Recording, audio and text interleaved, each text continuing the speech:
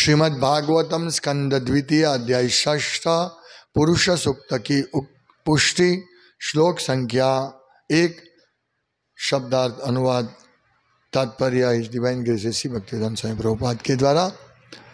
ब्रह्मोवाच वाचां वह्निर्मुखं क्षेत्रं छन्दसां सप्तधातवः हव्यकव्यामृतान्नानां जिह्वा सर्वरसस्य च। शब्दार्थ ब्रह्मा उवाच, ब्रह्मा जी ने कहा, वाचाम वाणी का, वह्नि अग्नि का, मुखम मुख, क्षेत्रम जनन केंद्र, छंदसाम वैदिक मंत्रों का यथा गायत्री का, सप्त 7 धातवः त्वचा तथा अन्य 6 स्तर, हव्यकव्य देवताओं तथा पितरों को दी गई गिफ्ट, अमृत मनुष्यों का भोजन, अन्नानाम सभी प्रकार के खाद्य पदार्थों का, जिह्वा जीभ, सर्व समस्त, रसस्य समस्त व्यंजनों का, च भी। अनुवाद ब्रह्मा जी ने कहा, विराट पुरुष का मुख वाणी का उद्गम केंद्र है और उनका नियामक देव अग्नि है। उनकी त्वचा तथा अन्य 6 स्तर यानी आवरण वैदिक मंत्रों के उद्गम केंद्र हैं और उनकी जीभ देवताओं, पितरों तथा सामान्य जनों को अर्पित करने वाले विभिन्न खाद्यों तथा व्यंजनों का उद्गम है। तात्पर्य, यहाँ पर भगवान के विराट रूप के ऐश्वर्य का वर्णन हुआ है। यह कहा गया है कि उनका मुख सभी प्रकार की वाणी का उद्गम केंद्र है और इसका अधिष्ठाता देव अग्निदेव है। उनकी त्वचा तथा शारीरिक रचना के अन्य 6 स्तर गायत्री जैसे 7 प्रकार के वैदिक मंत्रों के सृजन केंद्र हैं। गायत्री समस्त वैदिक मंत्रों का शुभारंभ है और श्रीमद् भागवत के प्रथम खंड में इसकी व्याख्या हुई है। चूंकि जितने सृजन केंद्र हैं वे भगवान के विराट रूप के विभिन्न अंग हैं और चूंकि भगवान का रूप भौतिक सृष्टि से परे है, अतएव यह समझना चाहिए कि वाणी, जीभ, त्वचा इत्यादि से यह बोध होता है कि भगवान का दिव्य रूप इनसे रहित नहीं होता। भौतिक वाणी या भोजन ग्रहण करने की शक्ति मूलतः भगवान से उत्पन्न होती है। ऐसी क्रियाएं मूल आगारों के विकृत प्रतिबिंब है। दिव्य अवस्था भी आध्यात्मिक विविधता से रहित नहीं होती। आध्यात्मिक जगत में भौतिक विविधता के विकृत स्वरूप अपने दिव्य मूल स्वरूप में पूरी तरह अभिव्यक्त हुए दिखते हैं। अंतर केवल इतना ही होता है कि भौतिक कार्यकलाप प्रकृति के 3 गुणों से कलुषित हो जाते हैं, जबकि आध्यात्मिक जगत में सारी शक्तियां शुद्ध होती है क्योंकि वे भगवान की अनन्य दिव्य भक्ति में लगी रहती है। आध्यात्मिक जगत में भगवान प्रत्येक वस्तु के भव्य भोक्ता है और सारे जीव भौतिक प्रकृति के गुणों के कल्मश से रहित भगवान की दिव्य प्रेममयी सेवा में लगे रहते हैं। आध्यात्मिक जगत के कार्यकलाप भौतिक जगत के किसी भी उन्माद से रहित होते हैं, किंतु आध्यात्मिक पद पर निर्विशेषवादी जिस निर्विशेष शून्यता की बातें करते हैं वहां वह नहीं पाई जाती। नारद पंचरात्र में भक्तिमय सेवा की परिभाषा इस प्रकार दी गई है। सर्वोपाधि विनिर्मुक्तम तत्परत्वेन निर्मलम ऋषिकेण ऋषिकेश सेवनम भक्ति रुच्यते। चूंकि मूलतः सारी इंद्रियां भगवान के इंद्रिय आगार से उत्पन्न होती है, अतएव भौतिक जगत के कामोद्दीपक कार्यों को भक्तिमय सेवा की विधि से शुद्ध करना होता है और इस तरह हम अपने भौतिक कार्यों की वर्तमान अवस्था को शुद्ध करके जीवन की पूर्णता प्राप्त कर सकते हैं। शुद्धिकरण की यह प्रक्रिया विभिन्न उपाधियों की धारणा से मुक्त होने की अवस्था से प्रारंभ होती है। प्रत्येक जीव किसी न किसी सेवा में लगा है, चाहे वह अपनी सेवा हो या अपने परिवार, समाज या देश इत्यादि की सेवा हो। लेकिन दुर्भाग्यवश ऐसी सारी सेवाएं भौतिक आसक्ति के कारण ही संपन्न की जाती है। भौतिक आसक्तियों को मात्र भगवान की सेवा में बदल देना चाहिए और इस प्रकार इस भौतिक आसक्ति से मुक्त होने का उपचार स्वतः प्रारंभ हो जाता है। इस तरह मुक्ति की विधि अन्य सभी विधियों की अपेक्षा भक्तिमय सेवा के माध्यम से सरल है, क्योंकि भगवद गीता के 12वें अध्याय के 5वें श्लोक में कहा गया है कि यदि कोई निर्विशेष रूप में आसक्त होता है तो उसे नाना प्रकार के कष्ट उठाने पड़ते हैं। क्लेशो अधिक रस्ते शाम अव्यक्तासक्त चेतसाम। ओम ज्ञानतिमिरान्धस्य ज्ञानञ्जनशलाकया चक्षुरुन्मीलितं येन तस्मै श्रीगुरवे नमः। श्रीचैतन्यमनोभीष्टं स्थापितं येन भूतले स्वयं रूपकदामयं ददाति सुपदान्तिकं वन्देऽहं श्रीगुरुं श्रीयुतपदकमलं श्रीगुरुन् वैष्णवांश्च श्रीरूपं साग्रजातं सहगणरघुनाथान्वितं तं सजीवं साद्वैतं सावधूतं परिजनसहितं कृष्ण चैतन्यदेवं श्री राधा कृष्ण पादान सहगण ललिता श्री शाखान्वितांश्च। हे कृष्णा करुणा सिंधो दीनबंधो जगतपते गोपेश गोपिका कांत राधा कांत नमोस्तुते। तप्त कांचन गौरांगी राधे वृंदावनेश्वरी वृषभानुसुते देवी प्रणमामि हरिप्रिय वंशकल्पतरुभ्यश्च कृपा सिन्धुभ्येव च पतितानां पावनेभ्यो वैष्णवेभ्यो नमो नमः। श्री कृष्ण चैतन्य प्रभु नित्यानंद श्री अद्वैत गदाधर शिवासादि गौर भक्त वृंद। हरे कृष्णा कृष्णा कृष्णा हरे हरे, हरे राम राम राम हरे हरे। हरे कृष्ण। श्रील प्रभुपाद इस श्लोक को समझाने के लिए अलग अलग दृष्टिकोण, अलग अलग विचार हमको देते हैं और कैसे उनको हम समझकर इस श्लोक को समझ सके और हम आगे भक्ति में प्रगति कर सके। इस प्रकार से प्रभुपाद तात्पर्य में लिखते हैं, जो हमें बहुत ही अच्छी तरह इस श्लोक पे प्रकाश डालते हैं। यहां लिखा है कि कहा है भगवान ब्रह्मा जी ने कहा कि विराट पुरुष का मुख वाणी का उद्गम स्थान है और उनका नियामक देव अग्नि है। तो वाणी, हम जो भी बोलते हैं वाणी, वो वाणी वास्तव में उसका उद्गम केंद्र क्या है?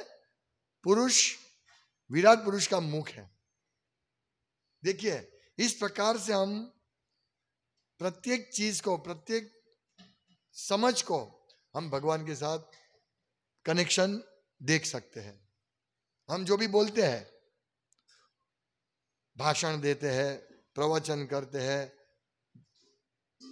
दो लेडीज इकट्ठी होते हैं तो निंदा की बात चलती है, बिजनेस की बात होती है, तो यहां तुरंत हमको क्लिक हो जानी चाहिए कि नहीं रुको, ये जो हम वाणी बोल रहे हैं वो कहां से आई है? भगवान पुरुष जो इस विश्व रूप है, यानी भगवान से सब आता है। यह के लिए विराट पुरुष का मुख वाणी का उद्गम केंद्र, यानी हमको वाणी का उपयोग किस प्रकार से करना चाहिए वो प्रभुपाद आगे सेकंड पार्ट में समझाएंगे इस तात्पर्य में। लेकिन पहला हमको ये क्लिक होना चाहिए कि मैं जो बोल रहा हूं वो भगवान के विराट रूप के मुख से उत्पन्न हुआ है। ये पहली अंडरस्टैंडिंग। और दूसरी अंडरस्टैंडिंग क्या है? प्रभुपाद जो समझाते पहली लाइन में कि यहां पर भगवान के विराट रूप के ऐश्वर्य का वर्णन हुआ है, यानी ये ऐश्वर्य है भगवान का।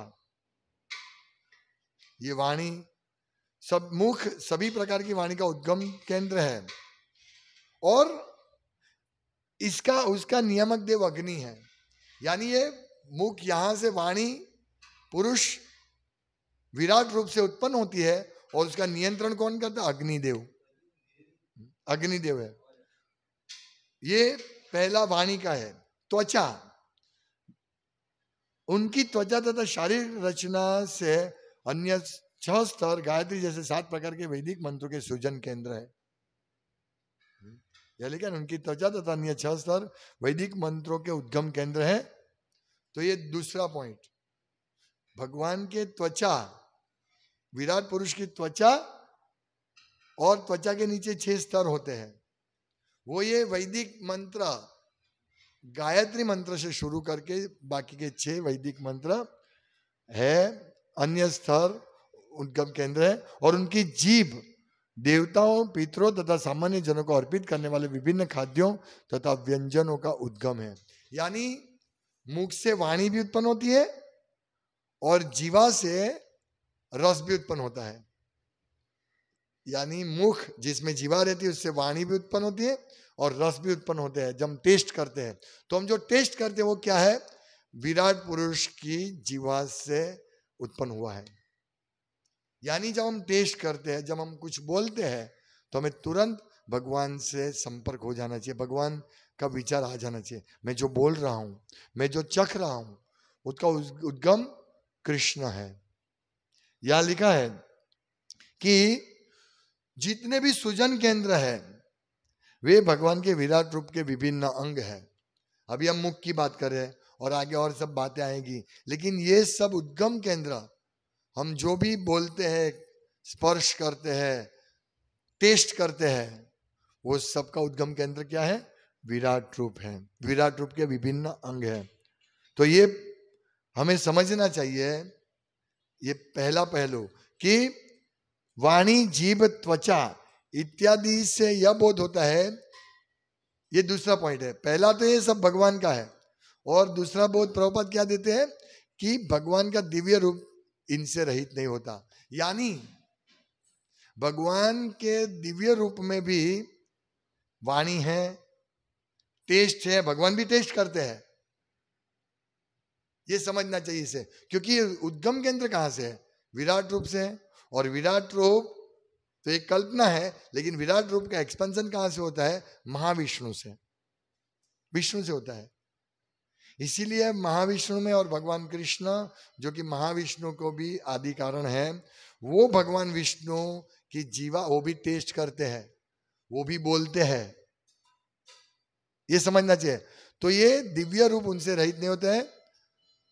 तो ये सब चीजें, भौतिक वाणी और ग्रहण शक्ति, भोजन ग्रहण करने की शक्ति कहां से उत्पन्न होती है? मूलतः भगवान से उत्पन्न होती है। ये समझिए आप। ये दूसरा पॉइंट। सबसे पहला पॉइंट क्या है कि हम जो भी बोलते हैं उनका कनेक्शन भगवान से करना है। दूसरा पॉइंट ये है कि भगवान ही सब, भगवान में भी ये सब है, टेस्ट है। हाँ? तो अभी क्या है, ये दो चीज आई। एक तो हमारी वाणी, हम टेस्ट करते हैं वो चीज, और दूसरी है भगवान की वाणी और भगवान का टेस्ट या भगवान की त्वचा। ये दो चीज हुई। तो एक है आध्यात्मिक और एक है भौतिक। हमारे पास भौतिक सब है। तो प्रभुपाद कहते हैं दिव्य अवस्था भी आध्यात्मिक विविधता से रहित नहीं होती। यानी हमें ये समझना चाहिए कि हम यहाँ विविधता भुगत रहे, टेस्ट कर रहे हैं, सुंदर सुंदर चीजें सुन रहे हैं, स्पर्श कर रहे हैं, हाँ, देख रहे हैं, सूंघ रहे हैं, लेकिन हम चीज भौतिक इंद्रियों से कर रहे हैं। ये सब चीज हम सब अभी क्या कर रहे हैं? भौतिक इंद्रिय से कर रहे हैं। तो ये हम कहां से लाए? ये सब चीजें पुरुष, विराट पुरुष से लाए। यानी हम जो सब चीज विविधता ग्रहण कर रहे हैं वो विराट पुरुष भी ग्रहण कर रहे हैं। यानी भगवान भी सूंघ रहे हैं, भगवान भी सुन रहे हैं, भगवान भी देख रहे हैं, भगवान भी टेस्ट कर रहे हैं, भगवान भी बोल रहे हैं। ये सब 5 इंद्रिया विराट भगवान में भी है और भगवान भी इसका आस्वादन कर रहे हैं। तो हम ऐसा समझे कि नहीं, हम भौतिक, हमें ही टेस्ट मिलता है, भगवान को कोई टेस्ट नहीं होता है। ये निर्विशेषवादियों की विचार धारणा है कि भगवान का कोई रूप नहीं है। हमको जब भगवान वाणी देते हैं, हमको कान देते हैं, हमको आंख देते हैं और उसके कंट्रोल विषय भी देते हैं, तो भगवान कैसे निराकार है? ये समझन हमको होनी चाहिए। लेकिन भगवान का आंख, नाक, कान, टेस्ट, दृश्य, वो सब हमारी तरह दूषित नहीं है, भौतिक नहीं है, वो समझना है, वो आध्यात्मिक है। तो दिव्य जगत में भौतिक विविधता की विकृत स्वरूप से, भौतिक विविधता के विकृत स्वरूप से उल्टा यानी सीधा आध्यात्मिक जगत में दिव्य विविधता होती है, और इस भौतिक जगत में दिव्य की विकृत विविधता होती है, उल्टा होता है। इसीलिए भगवत गीता के में वर्णन है कि इस भौतिक जगत का जो वृक्ष है उल्टा है, उसका मूल ऊपर है और शाखा प्रशाखा पत्तियां सब नीचे है। देखिए ये इसको कैसे समझ सकते हैं? एक वृक्ष, इस भौतिक जगत में हम वृक्ष देखते हैं एक तालाब के किनारे, तो वृक्ष है, वास्तविकता है, उसके फल होते हैं, उसके पत्ती होते हैं, उसकी टहनी सब होता है, तो वो वृक्ष मूल है, उसमें हम फल चख सकते हैं। लेकिन उसका प्रतिबिंब उल्टा है, वो तालाब के किनारे जो प्रतिबिंब में उल्टा है, और वो प्रतिबिंब में पत्तियां हैं, फल है, पुष्प है, लेकिन हम उसको नहीं उसको हम छू नहीं सकते हैं। समझ रहे हैं? वो विकृत है, विकृत प्रतिबिंब है। इसी प्रकार भगवान में सब प्रकार की इंद्रिया, सब प्रकार का रस है, लेकिन इस आध्यात्मिक जगत में वो है उल्टा है, विकृत है। इसीलिए हम आध्यात्मिक जगत में जो भी रस का आस्वादन करते हैं, जो भी दृश्य का आस्वादन करते हैं, जो भी सुनने का आस्वादन करते हैं, जो भी स्पर्श करने का आस्वादन करते हैं, वो सब विकृत है। इसीलिए हमको इसमें संतुष्टि नहीं मिलती। ये समझना है। अभी ये जो दूसरा पॉइंट ये है, तीसरा पॉइंट, कि आध्यात्मिक जगत में भगवान प्रत्येक वस्तु के भोक्ता है और सारे जीव भौतिक प्रकृति के गुणों के कलमश से रहित भगवान की दिव्य प्रेममयी सेवा में लगे रहते हैं। ये तीसरा पॉइंट। आध्यात्मिक जगत में भी विविधता है, लेकिन उसमें मेन भोक्ता, मुख्य क्या बोले, एक ही भोक्ता है, वो है भगवान कृष्ण। बाकी सब आध्यात्मिक जगत में भी एक ही भोक्ता है, वो कृष्ण है, और बाकी सब जीव उनकी सेवा में लगे रहते हैं। यह हमें समझना है। इस भौतिक जगत में क्या है, सब भोक्ता बनने का प्रयास करते हैं, और आध्यात्मिक जगत में सिर्फ एक ही भोक्ता है, वो है भगवान, और बाकी सब उनकी सेवा में लगे रहते हैं। इसीलिए आध्यात्मिक जगत में, क्योंकि सब व्यक्ति उनकी सेवा में लगे रहते हैं, इसीलिए आध्यात्मिक जगत में जो भी इंद्रिया होती है वो शुद्ध होती है, क्योंकि इंद्रिया भगवान की सेवा में लगी रहती है। भोक्ता है और इंद्रिया। इसके लिए बहुत सुंदर नारद पंचरात्र में ये श्लोक को समझाया गया है, भौतिक इंद्रियों को कैसे शुद्ध करें। आध्यात्मिक जगत में वही जो होते हैं जिनकी इंद्रिया शुद्ध होती है और आध्यात्मिक होती है, और आध्यात्मिक इंद्रिय का अर्थ क्या है, भगवान की सेवा करना इंद्रियों से। ये स्पष्ट भेद, तफावत समझिए आध्यात्मिक और भौतिक जगत में। यानी हम इस भौतिक जगत में खाते हैं, पीते हैं, सोते हैं, आनंद व्यक्त करते हैं, आध्यात्मिक जगत में भी सेम होता है, सेम, लेकिन शुद्ध स्वरूप में, और यहां विकृत स्वरूप में होते हैं। हम खाते हैं हमारे लिए, इसीलिए लोग मांसाहार खाते हैं, लहसुन प्याज वाला खाते हैं, कुछ भी खा लेते हैं, है ना। तो ये कुछ भी खाते हैं, इसमें भगवान का कोई कॉन्सेप्ट नहीं है। मैं क्यों खा रहा हूं, मुझे मेरे पेट के लिए, पापी पेट के लिए, लोग ऐसे बोलते। पापी पेट का सवाल इसलिए खाना पड़ता है? तो ये विकृतता है। कुछ भी खाओ, कोई भगवान का कॉन्सेप्ट नहीं, भगवान ने दिया है। ये सोचते हैं वो लोग कि भाई ये जो हम टेस्ट कर रहे हैं वो तो भगवान से उत्पन्न हुआ है, हमारी जीवा है तो भगवान से उत्पन्न हुई है, उसके नियामक देवता है। जैसे यहाँ अग्नि किसके नियामक देवता है, अग्नि वाणी के नियामक देवता है, और वाणी प्रकट हुई है विराट रूप के जीवा से, मुख से। तो ये कॉन्सेप्ट जब तक हम समझेंगे नहीं, ये विचार नहीं समझेंगे, तब तक हम हमारे लिए कार्य करते रहे इस भौतिक जगत में। इसीलिए विचार करना आवश्यक है कि भाई जो वाणी हम जो टेस्ट कर रहे हैं, जो बोल रहे हैं, वो तो भगवान का है, उसका उद्गम स्थान तो भगवान से हमको मिला है। तो हम उसको भौतिक जगत में, आध्यात्मिक जगत के कार्यकलाप भौतिक जगत के किसी भी उन्माद से रहित होती है, किंतु आध्यात्मिक पद पर निर्विशेषवादी जिस निर्विशेष शून्यता की बात करता है वह वहां नहीं पाई जाती। यानी निर्विशेषवादी क्या सोचते हैं कि भाई भगवान का रूप नहीं है, तो भगवान का रूप नहीं है तो भगवान के कान नहीं है, भगवान की जीवा नहीं है, भगवान की त्वचा नहीं है। नहीं, उनके हिसाब से ये भौतिक विविधता है, आध्यात्मिक विविधता नहीं है। आध्यात्मिक सब शून्य है, निर्विशेष है, कोई रूप नहीं है। देखो, एक बच्चा भी ये भागवतम पढ़ के, ये श्लोक पढ़ के बोल सकता है कि ब्रह्मा जी कहते हैं कि ये यहां से उत्पन्न हुआ है, भगवान की जीवा से वाणी उत्पन्न हुई है। तो ये मूर्ख लोग क्यों ऐसा बोलते हैं कि भगवान को जीवा नहीं है, भगवान को वाणी नहीं है?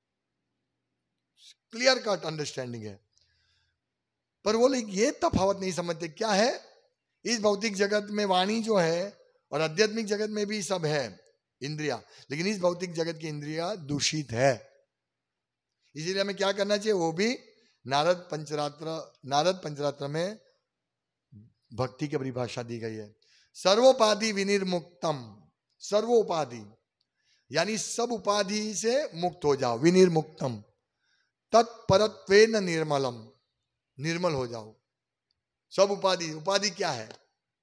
उपाधि ये है, मैं भारतीय हूं, ये अमेरिकन है, ये गोरा है, मैं काला हूं, मैं ब्राह्मण हूं, मैं क्षत्रिय हूं, ये उपाधि है, सर्वोपाधि। और नारद पंचरत्न कहते सर्वोपाधि विनिर्मुक्तम तत्परत्वेन निर्मलम, उस सबसे उपाधि से मुक्त होकर निर्मल हो जाओ, मल रहित हो जाओ। अभी हम उपाधि है, हाँ मैं ब्राह्मण हूं,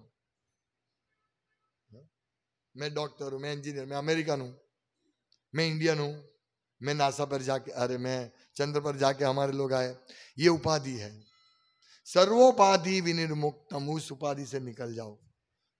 कैसे उपाधि से निकलेंगे? ऋषिकेण ऋषिकेश सेवनम भक्ति रुच्यते। हमारी ऋषिकेण ऋषिकेश, ऋषिकेण यानी इंद्रिया, हमारी जो भी इंद्रिया है, जीवा, त्वचा, हाथ पैर, आंख नाक कान, उसको कहा क्या ना, ऋषिकेण ऋषिकेश सेवनम। सभी इंद्रियों को ऋषिकेश यानी भगवान कृष्ण की सेवा में लगा दो। उसको क्या बोलते? भक्ति रुच्यते, इसको भक्ति बोलते हैं। और भक्ति क्या है? सर्व उपाधि से मुक्त वैष्णव, ये पॉइंट समझिए। सभी उपाधि से मुक्त होकर इंद्रियों को ऋषिकेश भगवान की सेवा में लगाना, इसको भक्ति बोलते हैं। तो अभी ये उपाधि क्या है? मैं ब्राह्मण हूं, मुझे ब्राह्मण दीक्षा दो, मैं ब्राह्मण हूं, ये उपाधि है। इस उपाधि से निकलो।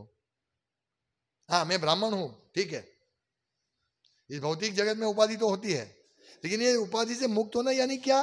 यानी मैं ब्राह्मण बन के भगवान की सेवा करो, इसको बोलते हैं उपाधि से मुक्त होना। ऋषिकेण ऋषिकेश, बहुत क्लियर बात, बहुत क्लियर बात है, कोई ज्यादा विशेष ये नहीं है, बच्चा समझ सकता है। अभी ये जो दूसरा पॉइंट, इसको हम थोड़ा अच्छी तरह समझ लें कि आध्यात्मिक जगत में इंद्रिय शुद्ध होती है, इसीलिए सब लोग 24 घंटा भगवान की सेवा करते हैं, 24 घंटा। और हम यहां 23 घंटा और 59 मिनट इंद्रियों की सेवा करते हैं, क्योंकि हम भौतिक इंद्रियों को भौतिक कार्य में लगाते हैं, और 1% हम भगवान की सेवा में करते हैं, लगाते हैं। अब ये 1% है, उसको धीरे धीरे धीरे धीरे करके 100% लेके आओ, यानी सभी कार्य भगवान की सेवा में करो, लगाओ। तो यही बात का यहां उल्लेख है कि सारी इंद्रियां भगवान के इंद्रिय आगार से उत्पन्न होती है, यानी भगवान का इंद्रिय खजाना इंद्रियों से होती है। अतएव भौतिक जगत के कामोद्दीपक कार्यों को भक्तिमय सेवा की विधि से शुद्ध करना है। यानी हम कुछ भी कार्य करें उससे भगवान की सेवा होनी चाहिए। यदि हम ब्राह्मण हैं तो हम ब्राह्मणत्व को भगवान की सेवा में लगाना चाहिए। नहीं कि यश, देखो मैं ब्राह्मण हूं, यश के लिए हम लगा रहे हैं, नहीं। ब्राह्मण हो तो इस सेवा पूजा करो, यजन याजन पठन पाठन दान प्रतिग्रह शमो दमो तितिक्षा क्षांतिरार्जवम में ज्ञान विज्ञानम आस्तिकम। आस्तिकम एक ब्राह्मण का गुण है। तो आस्तिक अभी ब्राह्मण है और वो भगवान को मानते ही नहीं है, नास्तिक है। वेदों को मानना ये आस्तिकता है, वेदों का आदेश को मानना आस्तिकता है। और यदि कोई वेद बोले कि भाई वेद में है ये चीज, हम नहीं मानते इसको, तो वो नास्तिक है। और ब्राह्मण नास्तिक नहीं होता है, आस्तिक हम है ना। इसी प्रकार क्षत्रिय वैश्य शूद्र सबको हम देख सकते हैं शास्त्र की दृष्टि से कि जो व्यक्ति जो आश्रम में है, जो वर्ण में है, उसमें वो सेवा करो कृष्ण की। और नोत्पात्य यदिम रतिम शम एव ही केवलम। यदि हमको भगवान की सेवा करने में रुचि नहीं है, आसक्ति नहीं होती है, तो हम शम ही है। हम 4 वर्णाश्रम में रहते हैं, हमारा ब्राह्मण क्षत्रिय वैश्य शूद्र ब्रह्मचारी गृहस्थ वानप्रस्थ और सन्यास, इस 4 वर्ण आश्रम में रहते हुए यदि हम हमारा कार्य ऐसे नहीं करें कि जिससे हरितोषणम भगवान को संतुष्टि नहीं मिले, तो हम केवल श्रम कर रहे, हम पत्थर उठा रहे हैं। श्रम ही, मैं ब्राह्मण हूं, बड़ा पत्थर उठा के हम चलते हैं। लेकिन ब्राह्मण क्या करता है? भगवान की सेवा करते हैं। नहीं मैं ब्राह्मण हूं, भगवान की सेवा नहीं, मैं ब्राह्मण हूं, तो ये पत्थर उठा रहे, श्रम एवं ही केवलम, ये समझना है। तो प्रभुपाद एक बहुत सुंदर हमको कहते हैं, समझा रहे इसमें कि भौतिक आसक्तियों को मात्र भगवान की सेवा में बदल देना चाहिए, और इस प्रकार इस भौतिक आसक्ति से मुक्त होने का उपचार स्वतः प्रारंभ होता है। ये ऋषिकेश भगवान की सेवा में इंद्रियों को लगाओ तो हम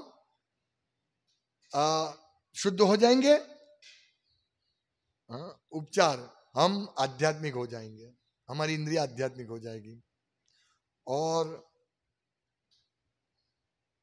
इस तरह मुक्ति की विधि अन्य सभी विधियों की अपेक्षा भक्तिमय सेवा के माध्यम से सरल है, बहुत सरल है भक्तिमय सेवा माध्यम से। हालांकि आप निराकार रूप का भी चिंतन करके धीरे धीरे धीरे भगवान को समझ सकते हैं, लेकिन भगवत गीता के 12वें अध्याय के 5वें श्लोक में कहा गया है कि क्लेशो अधिक रस्ते शाम अव्यक्तासक्त चेतसाम, इसमें बहुत कष्ट है। और यहां हम कष्ट तो भुगतते नहीं है, अरे कष्ट भुगतते हैं, लेकिन कोई कष्ट नहीं चाहता है। वो कष्ट को दूर करने की विधि यही है कि भगवान की सेवा करें, बस। नहीं तो ये ऑलरेडी भगवान की सेवा में भी कष्ट है, लेकिन ये कष्ट में हमको मालूम है कि भगवान, ये कष्ट नहीं है। एक रूप से देखा जाए, जैसे तप करना वो कष्ट है, सुबह जल्दी उठने कष्ट लगता है, लेकिन क्योंकि व्यक्ति इस प्रकार से कष्ट करके किसके लिए उठता है? भगवान के लिए, आरती के लिए आता है। अभी हमको बोला जाए भाई तुम सुबह जल्दी उठो और शून्य में ध्यान केंद्रित करो, जैसे मायावादी लोग कहते हैं शून्य में ध्यान केंद्रित करो। तो ये ध्यान केंद्रित करना एक बार मैं करूंगा, 2 बार करूंगा, कंटाल जाऊंगा। उसकी जगह उसको बोलो कि तुम सुबह जल्दी उठो और भगवान के सामने आके नृत्य करो, आरती करो, दर्शन करो, तो वो रियल चीज है। वो धीरे धीरे वो करेगा तो फिर वो धीरे धीरे ऊपर उठ के हर रोज वो सुबह उठ सकेगा। लेकिन उसको बोलेंगे कि तुम निराकार शून्य का चिंतन करो, तो उसमें क्लेश है। जल्दी उठो, शून्य का चिंतन, उसमें कुछ मिलता नहीं है। हम लोग जल्दी उठ के भगवान का दर्शन, हमको दर्शन मिलता है, हमको कान को सुनने को मिलता है, और उसके बाद कथा सुनने के बाद प्रसाद। इसीलिए जो साकार भक्ति है, भगवान का रूप जो साकारवादी है, जो जानता है कि भगवान को रूप है, उसकी भक्ति बहुत सरल है। और निराकार निर्विशेषवादी जो भगवान के रूप को नहीं मानते हैं, उसको सिर्फ फायदे में क्या मिलता है, उसको फल क्या मिलता है, कष्ट। श्रम एव ही केवलम। ये बहुत कठिन है इस प्रकार से भगवान के पास जाना। जा सकते हैं लेकिन बहुत कठिन है। तो यही हमको समझना चाहिए। हमको सरल विधि है। पहले हम समझो कि इंद्रिय भगवान ने दिए हैं, इसीलिए इंद्रियों को भगवान की सेवा में लगाना, तभी हम सुखी होंगे, नहीं तो हम सुखी नहीं होंगे। हरे कृष्णा। श्रीमद् भागवतम की जय। शिला प्रभुपाद की जय।